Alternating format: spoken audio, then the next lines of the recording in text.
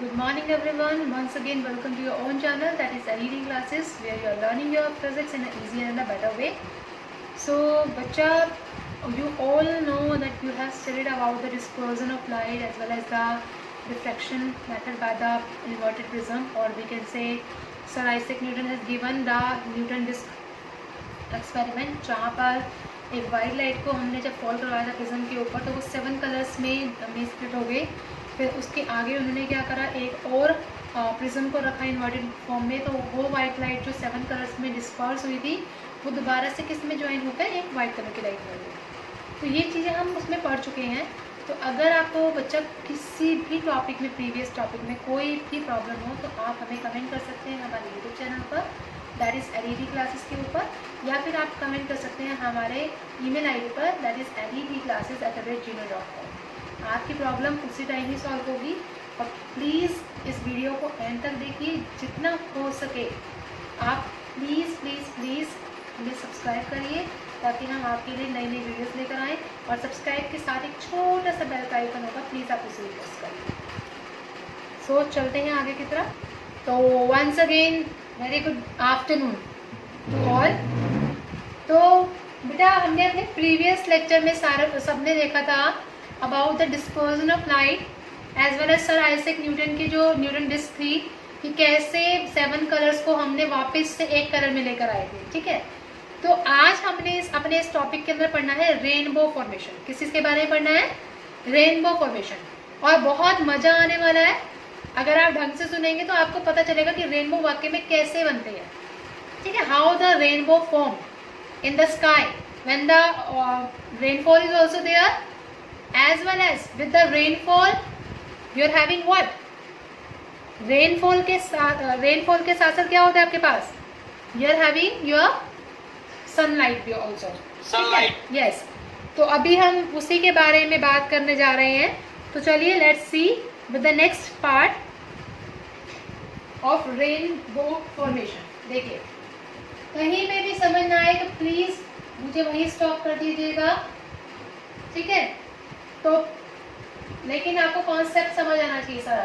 देखिए, rainbow formation हमारे topic का नेम है बेटा, रेनबो फॉर्मेशन। रेनबो फॉर्मेशन के अंदर हमने क्या किया, एक रेनबो का स्फेरिकल वो ले लिया, पार्ट ले लिया।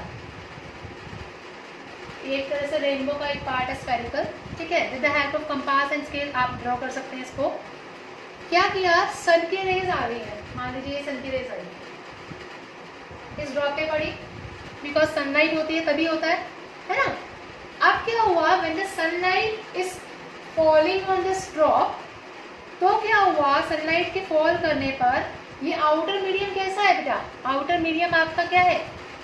रेयर मीडियम है, एयर है ना यहाँ पर। और इनर मीडियम कैसा है आपका? वाटर है, तो डेंसर मीडियम है। अगेन आउटर मीडियम कैसा है? Rare medium. तो 3 मीडियम है हमारे पास यहाँ पर। ठीक है, अब हमने बात क्या करी, सनलाइट जैसे ही रेनफॉल पर स्ट्राइक करेगी, वैसे ही, यस बेटा, this is not a ozone layer, this is known as a rain drop. Rain की एक छोटी सी बूंद है। ठीक है, उस बूंद को हमने दिखाना है कि कैसे उसमें से लाइट टेक प्लेस करते हैं, कैसे रेनबो बनता है। ठीक है, तो रेनबो बेसिकली होता क्या है? रेनबो एक नेचुरल स्पेक्ट्रम है। ठीक है, नेचुरल बैंड ऑफ 7 कलर्स जो हमारे स्काई में दिखाई देता है। और वो कब निकलता है? जब रेन शावर होती है, जब रेन हमारे पास आती है, रेन जब ऊपर से नीचे आती है तब हमें स्काई में दिखाई देता है। और ये किसकी वजह से होता है? It is basically due to the dispersion of sunlight. Sunlight जब उस रेन ड्रॉप पर फॉल करेगी तो वहाँ डिस्पर्जन टेक प्लेस करेगा और वो 7 कलर्स में स्प्लिट आउट हो जाएगी। ठीक है, और ये जो आपका रेन ड्रॉप है ये कैसे बिहेव करेगा? It behaves like a prism. किसकी तरह बिहेव करेगा? प्रिज्म की तरह। अगर ये प्रिज्म की तरह बिहेव करेगा तभी तो आपको वाइट लाइट आ रही है सनलाइट की, वो कैसे, वो 7 कलर्स में डिस्पर्स करेगी जैसे प्रिज्म में करती है। ठीक है, तो देखिए, लाइट रे यहाँ से गई स्ट्राइक करी इस रेन ड्रॉप के ऊपर। रेन ड्रॉप में जैसे स्ट्राइक करेगी ना, ये 7 कलर्स में क्या हो जाएगी? डिस्पर्स हो जाएगी। क्या हो जाएगी? 7 कलर में डिस्पर्स। ये वाली जो लाइट कहलाएगी that is known as your red light, और ये वाली जो लाइट कहलाएगी that is known as your violet light. ये लाइट कौन सी होगी? वॉयलेट। और ये होगी रेड, और इसके बीच में बाकी सारे कलर्स इसके अंदर लाई करेंगे। अब इस सरफेस पे क्या क्या फिनोमिना टेक प्लेस किया बेटा? एक तो इस सरफेस पे हुआ आपका रिफ्रैक्शन, क्योंकि रिफ्रैक्ट कर दी लाइट, रिफ्रैक्शन टेक प्लेस कर गया, और साथ में आपका हुआ डिस्पर्जन। डिस्पर्जन क्यों बोला? क्योंकि एक लाइट किस में कन्वर्ट कर गई?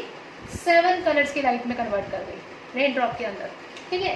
तो इस पार्ट पर जो फिनोमिना लगा वो कौन सा लगा? Refraction as well as dispersion. अब जब लाइट रेज अंदर गई, 7 कलर्स में डिस्पर्स हो गई, ठीक है, वॉयलेट और रेड दिखा रहे हैं, बाकी इसके अंदर ही लाई करेंगे colours.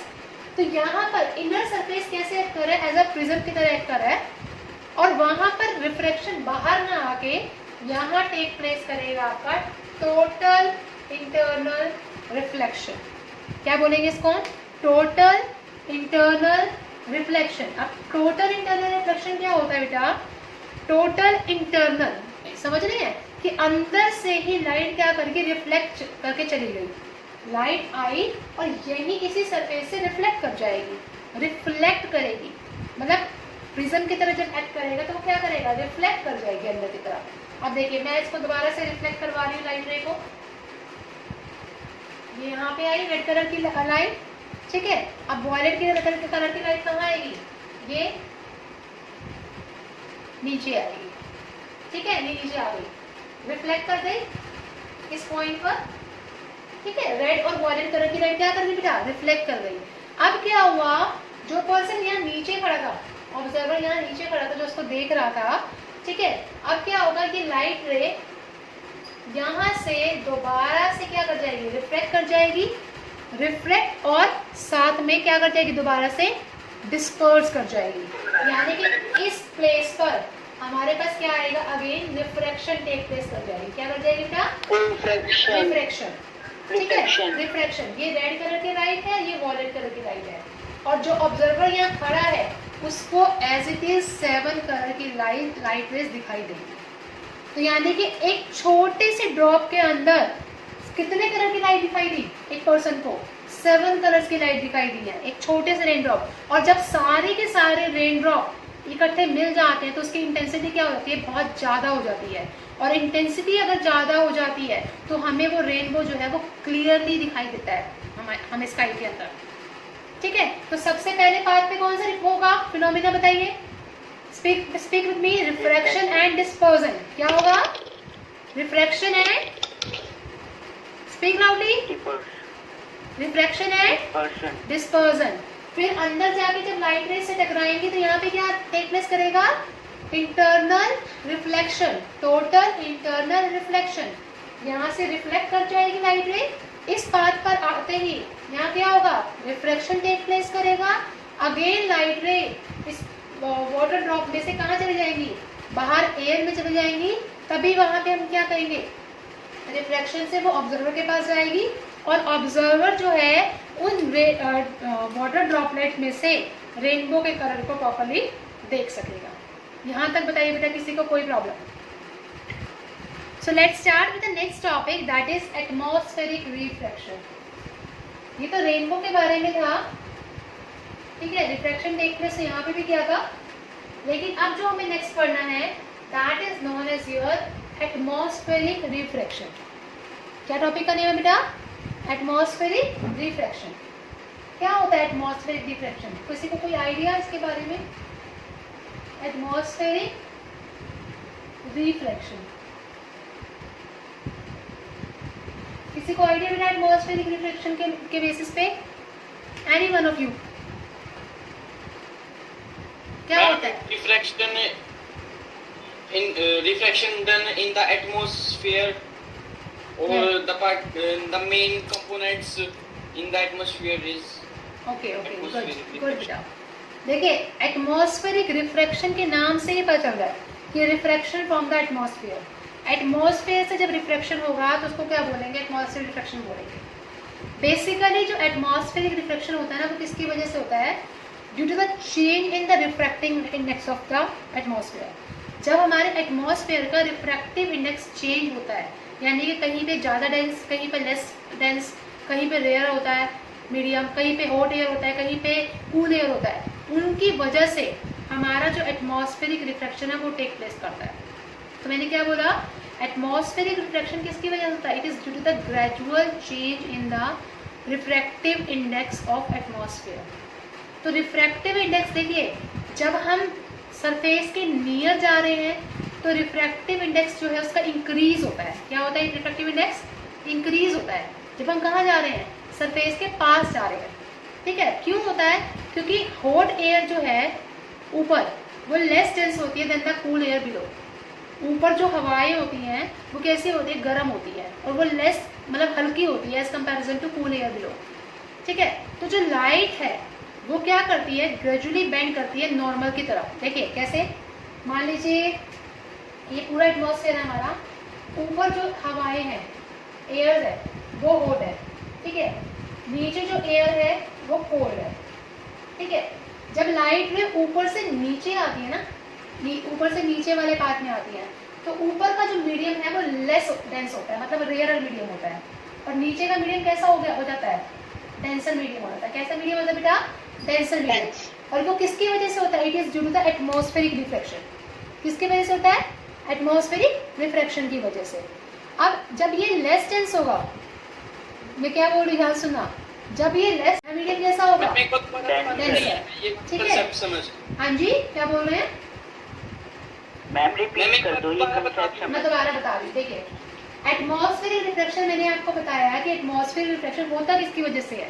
It is due to the refractive index of the atmosphere. जब हमारा एटमॉस्फेयर का रिफ्रैक्टिव इंडेक्स चेंज होता है, जैसे सपोज करो जब गर्मियों के अंदर बहुत गर्म हवाएं चलती हैं, ठीक है, लू जिसको बोलते हैं, गर्म हवा चलती हैं, तो एटमॉस्फेयर से ऊपर जब हवाएं जाती हैं, मतलब स्काई की तरफ मैं बोल रही हूँ, तो वहाँ की जो एयर होती है वो बहुत हॉट, तो वहाँ पे जो वो होता है वो कैसा होता है? लेस डेंस होता है। और नीचे की जो हवाएं होती है वो कैसी होती है? कूल होती हैं। ठीक है, कैसी होती है बेटा? कूल होती है। और जब ये कूल होती हैं तो ये बहुत मतलब क्या होती है? भारी हो जाती हैं हवाएं। और लाइट रे जब ऊपर से नीचे आती है तो वो कहाँ से कहाँ आएंगी? रेयर से कहाँ आएंगी? डेंसर मीडियम की तरफ आएंगी। कहाँ से कहाँ आएंगी? डेंसर मीडियम की तरफ। और आपको पता है कि जब लाइट रे रेयर से डेंसर मीडियम की तरफ आती हैं तो वो क्या करती है? टुवर्ड्स द नॉर्मल बेंड करती है या away from the normal bend करती है? बताइए मैम। जब लाइट रे ऊपर से नीचे आएगी तो वो टुवर्ड्स द नॉर्मल बेंड करेगी, away from the normal bend करेगी? बताइए टुवर्ड्स द नॉर्मल। क्या होता है? Towards the normal. तो तभी तो हम कहते हैं कि अगर हम किसी भी स्टार को देख रहे हैं, ध्यान से समझना, अगर हम स्टार को देख रहे हैं तो हमें जो स्टार की पोजीशन दिखाई देती है ना, वो अलग दिखाई देती है। वो रियल पोजीशन नहीं होती स्टार की जिसको हम देखते हैं। स्टार की रियल पोजीशन तो सपोज करिए इस पॉइंट पर है, ध्यान से देखना बेटा, स्टार की रियल पोजीशन तो यहाँ है, लेकिन हमें वो स्टार कहाँ दिखाई देता है? यहाँ दिखाई देता है, ऊपर की तरफ। और वो कैसे होता है वो ध्यान से सुनिए। मैंने क्या बोला कि रिफ्रैक्टिव इंडेक्स जो है वो चेंज होता है। ठीक है, ऊपर जो हवा होती है वो कैसी होती है? रेयर मीडियम होती है। नीचे जो हवा होती है वो कैसी होती है? डेंसर होती है। अब क्या हुआ, ये स्टार है, स्टार से जब लाइट रे आ रही है, मान लीजिए लाइट रे आ रही है, ये लाइट रे आई, क्योंकि लेयर्स होती हैं हमारे एटमॉस्फेयर में, बहुत सारी लेयर्स होती हैं बेटा। ठीक है, हर एक लेयर से लाइट रे टकराती है। ठीक है, लेयर से लाइट रे टकराई, ये आई, ये एक लेयर है, ये लाइट रे आई स्टार से, ये नॉर्मल है, रेयर से डेंसर में आ रही तो क्या हो रहा है? टुवर्ड्स द नॉर्मल बेंड कर रही है। फिर एक और एटमॉस्फेयर आया, ठीक है, यहाँ पे टकराई, फिर दोबारा से बेंड हो गई, फिर आया, फिर यहाँ टकराई, यहाँ पे हो गई, फिर आई लाइट रे, टकराई, बेंड हो गई। यहाँ ऑब्जर्वर खड़ा है, ऑब्जर्वर यहाँ है। ठीक है, ऑब्जर्वर क्या कर रहा है? उस स्टार को देखने की कोशिश कर रहा है। अब ये तो कैसी है? बेंडिंग पोजीशन में है, लेकिन जब ऑब्जर्वर देखेगा, हम लोग खड़े हैं, हमें स्टार कैसे दिखाई देगा? हम ऐसे तो झुक के तो नहीं देखेंगे ना स्टार को, हम कैसे देखते हैं? अपनी आई से बिल्कुल स्ट्रेट पाथ में देखते हैं ना। तो जब हम उस स्ट्रेट पाथ को देखेंगे ना ऑब्जर्वर की हेल्प से, हमने क्या करा? उस स्टार के स्ट्रेट पाथ को देखा, तो हमें उसकी पोजीशन कहाँ दिखाई देगी? इस पोजीशन पे दिखाई देगी। तो ये जो पोजीशन है, this is known as your apparent position. इस पोजीशन को हम क्या बोलते हैं बेटा? Apparent position. और ये जो पोजीशन होती है, that position is known as your real position. तो और समझ आया आपकी, जो स्टार हम देखते हैं वो स्टार की पोजीशन सेम नहीं होती है। जो हम देखते हैं उस पोजीशन पे लाई नहीं करता वो स्टार, वो कहाँ होता है, उस पोजीशन में थोड़ा सा अपर लेवल पे होता है। तो इसलिए रियल पोजीशन जो है स्टार की वो डिफरेंट होती है उसकी अपेरेंट पोजीशन से। आई बात समझ मैम? हाँ जी। मैम अगर हम टेलीस्कोप से देखेंगे तो मैम हमें फिर डायरेक्शन किसकी तरफ करनी होगी, जो ठीक है। अपेरेंट पोजीशन उसकी तरफ या अपेरेंट